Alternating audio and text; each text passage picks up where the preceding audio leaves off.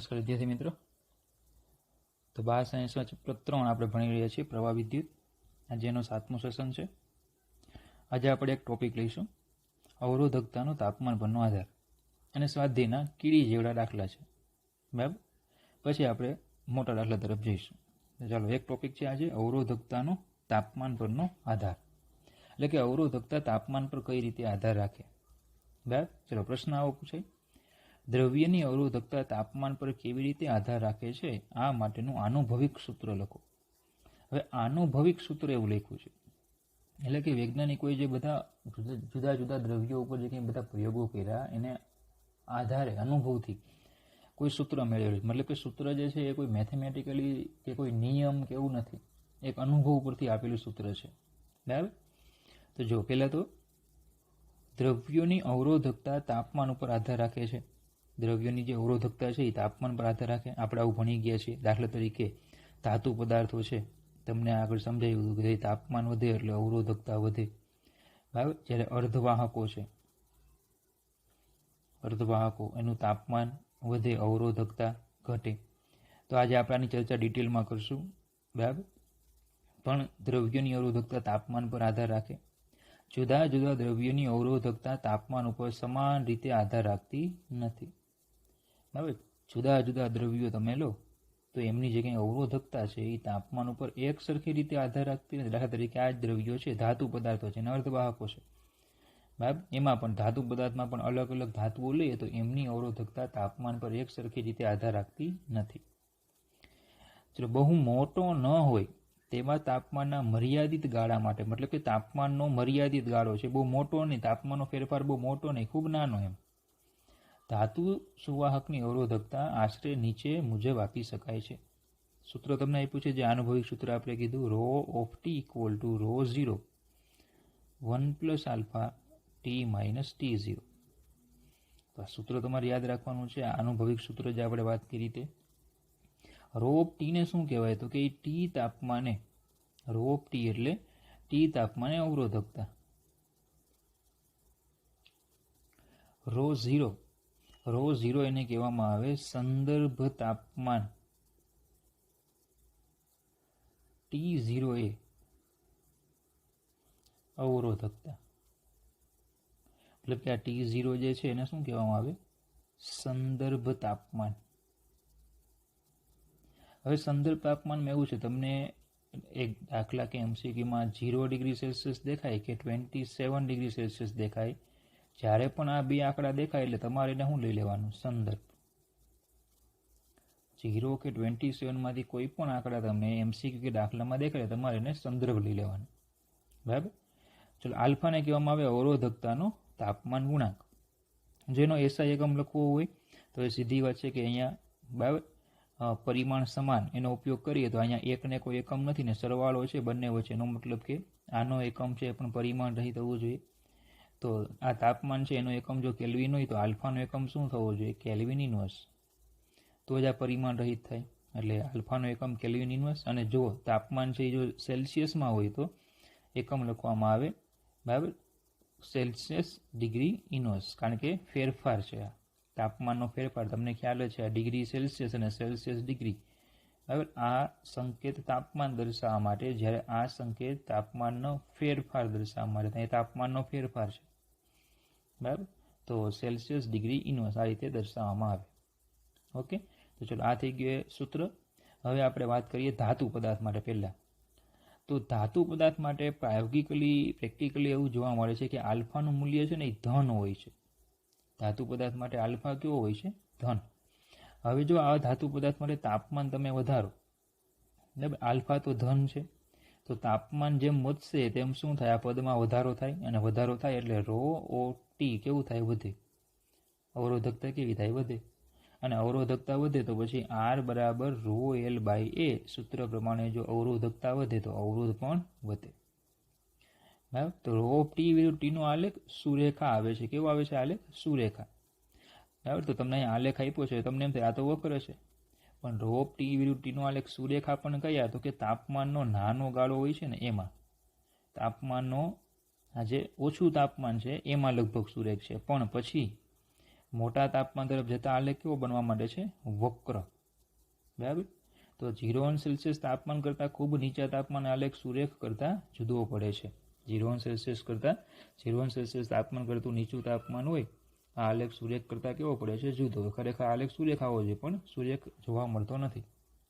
આમ સમીકરણ 1નો ઉપયોગ એ કોઈ સંદર્ભ તાપમાન T0ની આસપાસ જ્યાં આલેખ લગભગ સૂર્યરેખ મળી શકાય ત્યાં ટીના મર્યાદિત ગાળા માટે છે. મતલબ કે ટીનો મર્યાદિત ગાળો તમે લો તો તમને આલેખ સૂર્યરેખ મળે એમ. ટીનો એક મર્યાદિત ગાળો લ્યો તો આલેખ તમને કેવો મળે? સૂર્યરેખ મળે એમ. બરાબર. બાકી આમ જનરલી જોવા જઈએ તો આલેખ કેવો મળે છે? વક્ર. બરાબર. તો ધાતુ પદાર્થોમાં તાપમાન વધે અવરોધકતા વધે. આ સૂત્ર પ્રમાણે તમને ખ્યાલ આવી ગયો. બરાબર. આ એકવાર આજ સાબિત કર્યું, હજુ પાછું બીજી વાર પણ સાબિત કરશું. મિશ્ર ધાતુ ધારો કે હોય નિક્રોમ. નિક્રોમે નિકલ, આયર્ન અને ક્રોમિયમની મિશ્ર ધાતુ. તમારે આ પણ યાદ રાખવાનું. ઘણી વખત MCQમાં પૂછાય છે કે નિક્રોમે કોની મિશ્ર ધાતુ છે, તેમાં 3 ધાતુ કોની મિશ્ર ધાતુ નથી તો 3 ઓપ્શન આપ્યા હોય, ચોથો તમારે પસંદ કરવાનો હોય તો નિકલ, આયર્ન અને ક્રોમિયમ જેવા કેટલાક દ્રવ્યોની અવરોધકતા તાપમાન પર ખૂબ જ નિર્બળ રીતે આધાર રાખે. કેવી છે? ખૂબ જ નિર્બળ રીતે આધાર રાખે છે. એટલે બહુ મોટો આધાર નથી રાખતી. જેમ પેલામાં ધાતુમાં વક્ર આલેખ આવ્યો હતો એવો વક્ર આલેખ ન આવતા કેવો આવે છે? સૂર્યરેખ આવે છે. તાપમાન સાથે અવરોધકતામાં ફેરફાર થાય પણ બહુ ધીમે ધીમે અને મોટા તાપમાને. જો સેમ એ જ રીતે મેંગેનીઝ, તો મેંગેનીઝ, નિકલ અને તાંબુ એની મિશ્ર ધાતુ છે અને કોન્સ્ટન્ટને પણ આવા ગુણધર્મ છે. ઇવન એટલું જ નહીં, મેંગેનીઝ માટે આપણે જો આલેખ દોરીએ ને તો મેંગેનીઝ માટે જે આલેખ આપણને આપ્યો છે અહીંયા એ આલેખ લગભગ તાપમાનથી સ્વતંત્ર એટલે સીધો આવે છે મેંગેનીઝ માટે. બરાબર. તો મેંગેનીઝ અને કોન્સ્ટન્ટને પણ આવા ગુણધર્મો છે કે ભાઈ તાપમાનથી એની અવરોધકતા કેવી છે? સ્વતંત્ર. હવે જો તમને યાદ હોય તો આપણે આગળ વાયર વાઉન્ડ અવરોધ બનાવેલા. બરાબર. વાયર વાઉન્ડ અવરોધ બનાવેલા કે અવાહક નળાકાર હતો અને એની ઉપર આપણે તાર વીંટાળેલો ને ત્યારે આપણે એવું કીધેલું કે ભાઈ આ જે તાર છે ને મિશ્ર ધાતુનું બનાવવામાં આવે છે. તો કેમ એ પણ તમને વાત કરી હતી કે કેમ, તો કે મિશ્ર ધાતુની અવરોધકતા તાપમાનથી લગભગ કેવી છે? સ્વતંત્ર છે. બરાબર. તો જો તેમના અવરોધ તાપમાન સાથે ખૂબ જ ઓછા બદલાતા હોવાથી, બરાબર, કેમ તો કે અવરોધકતા ન બદલાય એટલે અવરોધ પણ અચળ. આવા પદાર્થોનો બહોળા પ્રમાણમાં ઉપયોગ પ્રમાણભૂત વાયર બાઉન્ડ અવરોધો બનાવવામાં થાય છે. તાપમાન પર અવરોધકતા લગભગ સ્વતંત્ર હોવાથી એમનો ઉપયોગ શું થાય? વાયર બાઉન્ડ અવરોધ બનાવવા માટે થાય. ઓકે. તો આ વાત થઈ ગઈ મિશ્ર ધાતુઓની. ચલો હવે વાત કરીએ અર્ધવાહકોમાંની. તો પ્રેક્ટિકલી એવું જણાય છે કે અર્ધવાહક માટે આલ્ફાનું મૂલ્ય કેવું હોય છે? ઋણ. હવે જો ઋણ હોય તો જે પેલું સમીકરણ હતું એમાં આ રીતે લખી શકાય: ρT બરાબર ρ0 1 આલ્ફા T-T0 આ રીતે લખી શકાશે. હવે જો તમે તાપમાન વધારતા જશો એટલે આ પદ વધતું જાય તો એકમાંથી બાદ થાય છે તે વધતું જાય. ધારો કે એકમાંથી પેલા 5 બાદ થતા હોય તો એકમાંથી હવે શું થાય? 6 બાદ થાય. એકમાંથી હવે કેટલા બાદ થાય? તો કે 7 બાદ થાય. એકમાંથી માપો છો જે બાદબાકી થાય છે તો એકમાંથી ધારો કે પેલા 0.1 બાદ થતા હોય તો એકમાંથી હવે 0.2 બાદ થાય, એકમાંથી હવે 0.3 બાદ થાય.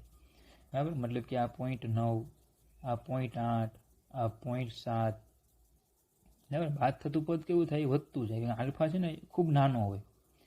બરાબર. તો પછી કિંમત કેવી થાય? ઘટતી જાય. એનો મતલબ કે ρT કેવા થાય? ઘટે. અવરોધકતા કેવી થાય? ઘટે. અને અવરોધ પણ કેવો થાય? ઘટે. અવરોધકતા ઘટે એટલે અવરોધ પણ કેવો થાય? ઘટે. બરાબર. તો તમને યાદ છે એવું કીધેલું કે ભાઈ અર્ધવાહકોમાં તાપમાન સાથે અવરોધકતા શું થાય? ઘટે છે. એટલે અવરોધ કેવો થાય? ઘટે. તો અર્ધવાહકોની અવરોધકતા તાપમાન સાથે ઘટતી જાય પણ કેવી રીતે? તો યાદ રાખવાનું છે ચર ઘાતાંકીય રીતે. કેવી રીતે ઘટતી જાય છે? ચર ઘાતાંકીય રીતે. જે આ વક્ર છે અહીંયા એ વક્રને ચર ઘાતાંકીય વક્ર કહે છે. કયો વક્ર કહે છે? ચર ઘાતાંકીય વક્ર. બરાબર. મટીરિયલમાં તમારે આ લખી નાખવાનું, સાથે નોટમાં લખો ત્યારે કે આ ચર ઘાતાંકીય વક્ર છે. ચર ઘાતાંકીય એટલે કયું વિધેય? તો કે e⁻x વાળું જે કોઈ પણ વિધેય હોય એ ચર ઘાતાંકીય વિધેય કહે. તો અર્ધવાહકો જે છે e⁻x ના સમીકરણોને ફોલો કરે છે. બરાબર. ચલો, તો આમાં આટલું જ પ્રશ્ન હતો. બેઝિકલી આ પ્રશ્ન તમારે MCQ માટે ખાસ તૈયાર કરવાનો છે. આમાંથી ઝીણા MCQ પૂછાય છે. બરાબર. અને દાખલા જે સૂત્ર અહીંયા આપ્યું છે, સૂત્ર જે આપણે આપ્યું હતું અહીંયા એ સૂત્ર તમારે તૈયાર કરવાનું છે. એ સૂત્ર પર આધારિત આપણને 4 થી 5 દાખલાઓ આ બુકમાં આપ્યા છે. આ સૂત્રના 4 થી 5 દાખલાઓ છે.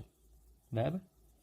ચાલો પછી યાદ રાખવાનું, હમણાં હજી એક અલગ પણ પોઈન્ટ છે, એમાં એક બીજું સૂત્ર યાદ રાખશું આપણે. ચાલો પછી પ્રશ્ન છે, ગુણાત્મક રીતે દ્રવ્યની અવરોધકતા તાપમાન સાથે કેવી રીતે આધાર રાખે છે. ગુણાત્મક રીતે એટલે સૂત્ર મુજબ દ્રવ્યોની અવરોધકતા તાપમાન સાથે કેવી રીતે આધાર રાખે છે એ આપણે કહેવાનું. તો આપણે દ્રવ્યોની અવરોધકતાનું સૂત્ર ભણી ગયા છીએ. ρ બરાબર 1/σ ઇક્વલ ટુ m/n² τ. તો આના પરથી ρ ઇઝ પ્રપોઝનલ ટુ 1/n ઇન્ટુ τ. આવું સૂત્ર આપણે ભણી ગયા. ρ બરાબર 1/σ m/n² τ એટલે ρ પ્રપોઝનલ ટુ 1/τ.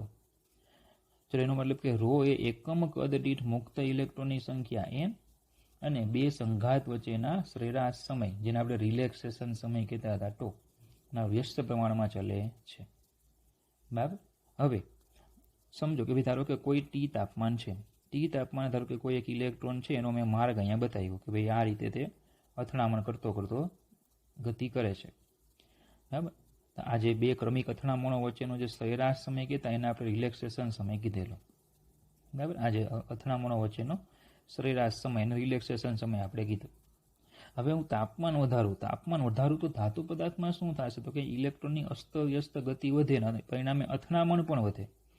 અથડામણ વધે એટલે શું થશે કે એ ઝડપથી અથડાય છે. શું થાય? અથડામણ વધે એટલે જલ્દી અથડાઈ જાય. ટૂંકમાં અથડામણનો જે રિલેક્સ થવાનો સમય જે મોટો હતો એ હવે કેવો થાય? સરેરાશ રીતે ઘટી જાય.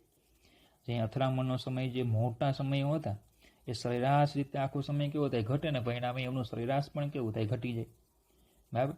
એટલે ટો કેવો થાય? ઘટે. તો ધાતુ પદાર્થોમાં જેમ તમે તાપમાન વધારો તેમ રિલેક્સેશન સમય કેવો થાય? ઘટે. બરાબર. જ્યારે n છે, n એટલે મુક્ત વિદ્યુતભાર વાહકોની સંખ્યા ઘનતા. ધાતુ પદાર્થોમાં કંઈ એટલા બધા ઇલેક્ટ્રોન મુક્ત થઈ જતા નથી, ઓલરેડી મુક્ત હોય જ પહેલેથી. પછી તાપમાન વધારવાથી કોઈ ઇલેક્ટ્રોન મુક્ત થતા નથી. બરાબર. જે સંખ્યા ધારો કે 1,00,000 ઇલેક્ટ્રોન મુક્ત છે, તો એ 1,00,000 ઇલેક્ટ્રોન જ મુક્ત રહીએ કે ભાઈ તાપમાન ધારો કે 27 ડિગ્રી સેલ્સિયસ છે, જ્યાંથી તમે ધારો કે 100 ડિગ્રી સેલ્સિયસ લાવ્યા તો એમાં 2,00,000 ઇલેક્ટ્રોન મુક્ત થઈ ગયા. આવું શક્ય નથી. બરાબર. ઇલેક્ટ્રોન કંઈક મુક્ત થાય પણ એ સરેરાશ રીતે જોઈએ તો કેટલા રહીએ? 1,00,000 જ રહીએ છે. કંઈ એટલા બધા વધારે ઇલેક્ટ્રોન મુક્ત થતા નથી. કારણ કે ધાતુ પદાર્થમાં ઇલેક્ટ્રોન એ ન્યુક્લિયસો સાથે ગાઢ સંબંધથી જકડાયેલા હોય છે. બરાબર.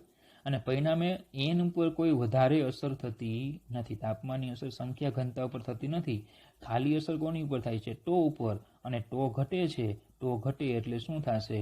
ટો ઘટે એટલે અવરોધકતા કેવી થાય? વધે. ટો ઘટે એટલે અવરોધકતા વધે, અને અવરોધકતા વધે એટલે અવરોધે વધે. તો આજે બીજી વખત સાબિત થયું કે ધાતુ પદાર્થમાં તાપમાન વધે એટલે અવરોધ વધે, અવરોધકતા વધે. તો એનું કારણ કોણ?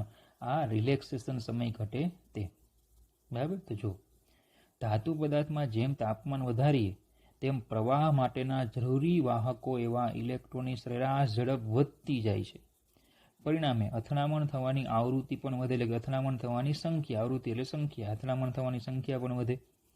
આમ બે સંઘાત વચ્ચેનો સરેરાશ સમય તો તાપમાન સાથે ઘટતો જાય છે. ધાતુમાં n એ તાપમાન પર ખાસ આધાર રાખતો નથી અને તેથી તાપમાન સાથે ટોમાં થતો ઘટાડો રોમાં વધારો કરે છે. તાપમાન સાથે ટોમાં જે ઘટાડો થાય તે રોમાં વધારો કરે. તો આ વાતથી ધાતુ પદાર્થ હોય. હવે આપણે વાત કરીએ અર્ધવાહકોની અથવા તો અધાતુઓની. બેઝિકલી અર્ધવાહકો. તો જો તમને યાદ હોય તો અર્ધવાહકોની ચર્ચા આપણે આગળ પણ કરેલી. ધારો કે સિલિકોન એક અર્ધવાહક છે. તો સિલિકોન જે છે, બરાબર, એના 4 બાહ્યતમ કક્ષામાંના 4 ઇલેક્ટ્રોન પૈકી એક ઇલેક્ટ્રોનની સિલિકોનના બીજા જ પરમાણુઓ સાથે ભાગીદારી કરીને સહસંયોજક બંધ બનાવે અને સિલિકોનનો સ્ફટિક બને છે. બરાબર. સહસંયોજક બંધ બનાવે અને સિલિકોનનો શું બને છે? સ્ફટિક બને. ઓકે. પ્રત્યેક બંધમાં આ રીતે 2 ઇલેક્ટ્રોન રહેલા હોય છે, જેને આપણે વેલેન્સ ઇલેક્ટ્રોન કહીએ, જે ભાગીદારીમાં રહેલા હોય છે. તો આ 0 કેલ્વિન તાપમાને છે. 0 કેલ્વિન તાપમાન એમ કીધેલું અર્ધવાહકમાં કોઈ મુક્ત ઇલેક્ટ્રોન નથી. આજે આખું સંયોજન, આખું જે સ્ફટિક રચના બની એમાં કોઈ મુક્ત ઇલેક્ટ્રોન નથી ને પરિણામે તે કેવું હોય છે? અવાહક. હવે જેવું ઓરડાનું તાપમાન આવે એટલે તમને આગળ કીધું એ પ્રમાણે ઓરડાના તાપમાને ઇલેક્ટ્રોનને ટી તાપમાને ઇલેક્ટ્રોનને 3/2 kBt જેટલી ઉષ્મીય ઉર્જા મળે. જે ધન આયનો છે આ, બરાબર, એમને પણ ઉષ્મીય ઉર્જા મળે અને પરિણામે એના શું થશે? દોલનો થશે, બરાબર. એ દોલનોને કારણે જે બે પરમાણુઓ વચ્ચે જે અંતર હતું એની જે બંધ હતી, બંધ લંબાઈમાં ફેરફાર થશે અને સરેરાશ બંધ લંબાઈ કરતાં અંતર વધી જાય એટલે ઇલેક્ટ્રોન કેવો થાય? મુક્ત થાય. ઇલેક્ટ્રોન છે કેવો બની જાય? મુક્ત બને. તો આ ટી તાપમાને અથવા તો ઓરડાનું તાપમાન છે, ઓરડાના તાપમાને આપણને આ જે અર્ધવાહક છે એમાં મુક્ત ઇલેક્ટ્રોન મળે.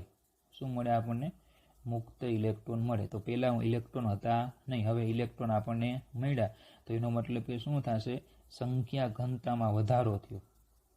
પહેલાં ઇલેક્ટ્રોન નહોતા ને હવે ઇલેક્ટ્રોન મળ્યા, મતલબ કે મુક્ત ઇલેક્ટ્રોનની સંખ્યા ઘનતામાં શું થાય? વધારો થાય. અને જો સંખ્યા ઘનતામાં વધારો થાય તો ρ પ્રપોઝનલ ટુ 1/n હતા. સંખ્યા ઘનતા વધે એટલે અવરોધકતા ઘટે, ને અવરોધકતા ઘટે તો અવરોધ પણ ઘટે. તો ટૂંકમાં અર્ધવાહકોમાં તાપમાન વધે એટલે n વધે, n વધે એટલે ρ ઘટે અને r પણ ઘટે. હવે પ્રશ્ન છે કે ભાઈ ટોનું શું? તેમાં ઓલરેડી ઇલેક્ટ્રોન ખૂબ ઓછા જ છે. ઓછા હોવાથી તાપમાનના વધારાની રિલેક્સેશન સમયને કોઈ અસર થતી નથી, બરાબર. અથવા રિલેક્સેશન સમય, તાપમાનના વધારા સાથે રિલેક્સેશન સમય જે છે એ પણ કેવો થાય? ઘટે. જે ધાતુ પદાર્થમાં ભણી ગયા તેમ અથડામણો વધે, બરાબર. રિલેક્સેશન સમય ઘટે પણ એનમાં થતો વધારો જે છે એ ખૂબ મોટો હોય છે. ટોનો ઘટાડો થાય એની સરખામણીમાં એનમાં થતો વધારો ખૂબ મોટો હોય છે. એટલે ટૂંકમાં ઇલેક્ટ્રોન મુક્ત વધારે થાય, અથડામણનો જે રિલેક્સેશન સમય છે એ ઘટે તો ખરા જ, પણ એનનો જે વધારો છે કેવો છે? મોટો હોય છે. અને પરિણામે ટોની કોઈ ખાસ અસર અવરોધકતાને થતી નથી, બરાબર.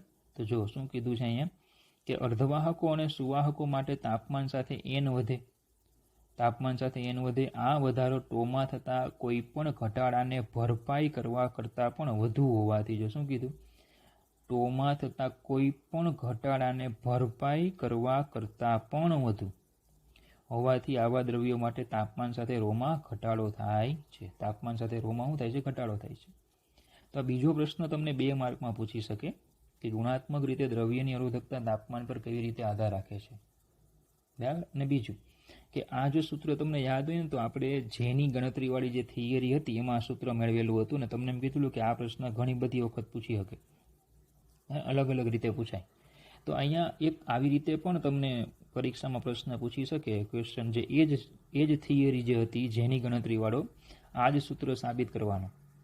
તમને એવો પ્રશ્ન પણ પૂછી શકીએ કે સમજાવો કે ધાતુ પદાર્થોમાં ધાતુમાં તાપમાન સાથે અવરોધકતા વધે છે અથવા તો અર્ધવાહકોમાં તાપમાન સાથે અવરોધકતા ઘટે છે, બરાબર. આ સમજાવો, સૂત્ર મેળવી સમજાવો, બરાબર. બંને જે છે એ સૂત્ર મેળવી સમજાવો. તો ટૂંકમાં તમારે એમાં જેની ગણતરીવાળું છે એ અહીંયા સુધી તો આવશે જ. જે આ સૂત્ર આપણે સાબિત કર્યું હતું આગળ ત્યાં સુધી તો આખું લખવાનું જ થાય. બીજું તમારે એક્સ્ટ્રા શું કરવું પડે? તો કે ધાતુની વાત કરી તો તમારે આની ચર્ચા કરવી પડે, આખું આ લખવું પડે, બરાબર. અને અર્ધધાતુની અથવા તો અવાહકો હોય, બરાબર, અહીંયા સુવાહકો નહીં પણ અવાહકો હોય તો તમારે આ ચર્ચા કરવી પડે, બરાબર. એટલે સૂત્ર સુધી તો થિયરી આવે જ, પણ આ રીતે બીજી પણ ચર્ચા એમાં સાથે એડ કરી શકાય, નવો પ્રશ્ન બનાવી શકાય. જવાબ એનો જ રહીએ, પ્રશ્ન બદલી જાય, બરાબર. ચાલો યાદ રાખો તરફ જઈએ. યાદ રાખવામાં હમણાં આપણે એક સૂત્ર યાદ રાખ્યું કે ρ of T equal to ρ0 1 plus alpha T minus T0. હવે R બરાબર ρl બાય એ આપણે ભણી ગયા છીએ. એના પરથી જો હું રોને કરતાં બનાવું તો R a બાય એલ આવશે. તો ρ ઓફ ટી ત્યારે અવરોધ જો R ઓફ ટી હોય તો R of T by L બરાબર R0 a બાય એલ કૌંસમાં 1 plus alpha T minus T0. તો a બાય એલ કેન્સલ થાય તો R ઓફ ટી બરાબર R0 1 plus alpha T minus T0. ચલો જ્યાં R ઓફ ટી એટલે ટી તાપમાને અવરોધ, R ઓફ ટી એટલે ટી તાપમાને અવરોધ, R0 એટલે સંદર્ભ તાપમાને અવરોધ, R0 એટલે સંદર્ભ તાપમાને અવરોધ. એ સંદર્ભ તાપમાનમાં તમને કીધું કયા કયા, તો કે 0 દેખાય કે 27 દેખાય, એ તમારે કયા લઈ લેવાના? સંદર્ભ તાપમાન લઈ લેવાના. બરાબર. તો આ રીતે બે સૂત્રો આવે છે. એક તો જો અવરોધકતાની વાત કરી હોય તો અવરોધકતાવાળું લેવાનું, અને જો રકમમાં અવરોધ આપ્યા હોય તો અવરોધ લેવાના. બેઝિકલી છે ને અવરોધ આપેલા છે રકમમાં. બરાબર. એટલે દાખલા જે તમને કીધા 4 કે 5 દાખલા જે આપણામાં આપ્યા છે, તો એ મોટા ભાગે એમાં અવરોધના મૂલ્યો આપ્યા છે, અવરોધકતાના નથી આપ્યા હોતા. પણ જો અવરોધકતા આપ્યું હોય તો અવરોધકતાવાળું સૂત્ર લેવાનું, અવરોધ આપ્યો હોય તો અવરોધવાળું લેવાનું, બાકી કંઈ ફરક પડવાનો નથી. ઓકે, ચાલો તો યાદ રાખો, ખાસ યાદ રાખો આ. બરાબર. ચાલો તો આ ટોપિક આજ પૂરો થાય. દાખલા તરફ જઈએ. નાના દાખલા છે એકદમ. જો સ્વાધ્યાયનો 3.6 છે. પેલા નાના દાખલાથી શરૂઆત કરીએ, ઇઝી દાખલા, પછી આપણે અઘરા દાખલા તરફ જઈશું. 15 મીટર લંબાઈના, મતલબ કે તમને એલ આપ્યા છે, એલ બરાબર 15 મીટર, અને 6 × 10⁻7 મીટર સ્ક્વેર જેટલું નિયમિત ક્ષેત્રફળ, એટલે એ આપેલા છે 6 × 10⁻7 મીટર સ્ક્વેર ધરાવતા ક્ષેત્રફળ ધરાવતા તારમાંથી અવગણી શકાય તેટલો ઓછો પ્રવાહ પસાર કરવામાં આવે છે, ત્યારે તેનો અવરોધ આપ્યો છે R 5 ઓહ્મ માપવામાં આવે છે. આ પ્રયોગ કરવાના તાપમાને દ્રવ્યના તારના દ્રવ્યની અવરોધકતા કેટલી, એટલે રો મેળવવાના. બહુ સિમ્પલ, એકદમ સહેલો દાખલો. R બરાબર રો એલ બાય એ, તો એમાંથી રોને કરતા બનાવો એટલે R A બાય એલ. તો રો બરાબર, ચલો R5, એ બરાબર 6 × 10⁻7 અને એલ છે 15, એટલે રો તમને મળી જાય. કેલ્ક્યુલેટ તમારે એક વખત કરવું કે ભાઈ રો કેટલા આવશે. બરાબર. તો રો આર જે રો છે એ રો તમને મળી જશે 2 × 10⁻7 ઓહ્મ ઇન્ટુ મીટર. બરાબર. તો બહુ ઇઝી દાખલો હતો એકદમ. આવા દાખલા ફિઝિક્સમાં બહુ ઓછા હોય છે. બરાબર. ચાલો સેમ એના જેવો બીજો દાખલો જુઓ. કોપર સુવાહકમાં મુક્ત ઇલેક્ટ્રોનની અંદાજિત સંખ્યા ઘનતા, એટલે n આપ્યા છે, n બરાબર 8.5 × 10⁻28 મીટર -3. આવા ઇલેક્ટ્રોનને 3 મીટર લાંબા તારના, એટલે L બરાબર 3 મીટર લાંબા તારના એક છેડેથી બીજા છેડા સુધી ડ્રિફ્ટ થતાં કેટલો સમય લાગે, એટલે સમય ગોતવાનો છે. તારના આડછેદનું ક્ષેત્રફળ આપણને આપ્યું છે, એ બરાબર 2 × 10⁻6 મીટર સ્ક્વેર, અને તેમાંથી 3 એમ્પિયર પ્રવાહ પસાર થાય છે, I બરાબર 3 એમ્પિયર. ચલો n અને પ્રવાહ અને n એ બંને સાથે સંકળાતા હોય એવું સૂત્ર આપણે ભણી ગયા છીએ. પણ એની પહેલાં ડ્રિફ્ટ થવા માટેનો સમય ગોતવાનો કીધો, તો આપણે ભણી ગયા ઇલેક્ટ્રોનનો ડ્રિફ્ટ વેગ એટલે કુલ લંબાઈ L ના છેદમાં T. કારણ કે જે નળાકાર છે એ નળાકારના એક છેડાથી બીજા છેડા સુધી આપણને કીધું, એટલે નળાકારની લંબાઈ હોય અને આ માટેનો સમય હોય, ને ઇલેક્ટ્રોનનો વેગ કેટલો હોય, VD. બરાબર. તો સમય T ને કરતા બનાવો તો L/VD. ચલો હવે આપણે આવું ભણી ગયા, I બરાબર NE/VD. એમાંથી VD ને કરતા બનાવો તો I/NEA. બરાબર. VD ને કરતા બનાવશો તો I/NEA. ચલો તો એ કિંમત અહીંયા મૂકી દઈએ તો VD ઇક્વલ ટુ, ચલો T ઇક્વલ ટુ L/VD, એટલે I/NEA, એટલે અંશમાં આવી જશે. ચલો તો T equal to L3, N 8.5 × 10⁻28, E 1.6 × 10⁻19. બરાબર. ક્ષેત્રફળ આપ્યું છે આપણને, ક્ષેત્રફળ 2 × 10⁻6 ના છેદમાં પ્રવાહ આપ્યો 3, એટલે T આપણને મળી જશે 27.2 × 10⁻³ સેકન્ડ, મતલબ કે 2.27 × 10⁻³ સેકન્ડ. જો આને આપણે 3600 વડે ભાગી નાખીએ તો કલાકમાં મળી જાય. તો T બરાબર 2.72 × 10⁻³ 3600, એટલે 3.6 × 10⁻³ માફ કરજો, અહીંયા 4 ઘાત આવશે. બરાબર. એટલે અહીંયા 4. તો T ઇક્વલ ટુ આપને સમય મળી જાય 7.55 કલાક. બરાબર. તો ઇઝી છે. સૂત્ર પર આધારિત દાખલો છે ખાલી, બરાબર. ચલો સેમ આવો બીજો એક દાખલો લઈએ. પૃથ્વીની સપાટી પર ઋણ વિદ્યુતભારની પૃષ્ઠ ઘનતા આપણને આપેલી છે. તો અહીં સિગ્મા આપેલા છે 10⁻⁹ કુલમ મીટર -2. વાતાવરણના ટોચના ભાગ અને સપાટી વચ્ચેનો પીડી આપણને આપ્યો છે V બરાબર 400 કિલોવોટ, એટલે 4 × 10⁵ વોલ્ટ. સ્થિતિમાનના તફાવતને પરિણામે વાતાવરણના નીચેના ભાગની ઓછી વાહકતાને કારણે આખીય પૃથ્વી ફક્ત 1800 એમ્પિયર પ્રવાહ આપ્યો છે. 1800 એમ્પિયર એટલે 1.8 × 10⁻³ એમ્પિયર જેટલો પ્રવાહ રચાય છે. હવે જો વાતાવરણમાં વિદ્યુત ક્ષેત્રને જાળવી શકે એવી કોઈ કાર્યપ્રણાલી ન હોય તો પૃથ્વીની સપાટીને તટસ્થ કરવા માટે અંદાજિત કેટલો સમય લાગે? સમય આપણે ગોતવાનો છે ને પૃથ્વીની ત્રિજ્યા લેવાની છે r, 6.37 × 10⁶ મીટર. ચાલો તો આપણે સિગ્મા આપેલું છે, પ્રવાહ આપ્યો છે, પ્રવાહ આપ્યો હોય ને ટી મેળવવાનો છે. તો I બરાબર Q/T સૂત્ર આપણે લઈએ. I બરાબર Q/T માંથી ટીને કરતા બનાવો એટલે Q/I લખાય. હવે વિદ્યુતભારની પૃષ્ઠ ઘનતા એટલે વિદ્યુતભારના છેદમાં ક્ષેત્રફળ 4πr². તો એના પરથી Q બરાબર સિગ્મા ઇન્ટુ 4πr² થશે. ચલો કિંમત મૂકી દો અહીંયા. તો T બરાબર Q મૂકશો એટલે આવશે સિગ્મા ઇન્ટુ 4πr²/I. તો T બરાબર ચલો સિગ્મા 10⁻⁹ 4 × 3.14 r, પૃથ્વીની ત્રિજ્યા 6.37 × 10⁶ એનો વર્ગ ના છેદમાં પ્રવાહ આવશે I 1800 એટલે 1.8 × 10⁻³ બરાબર. તો આપણે T મળી જશે, T આવશે 283.1 સેકન્ડ.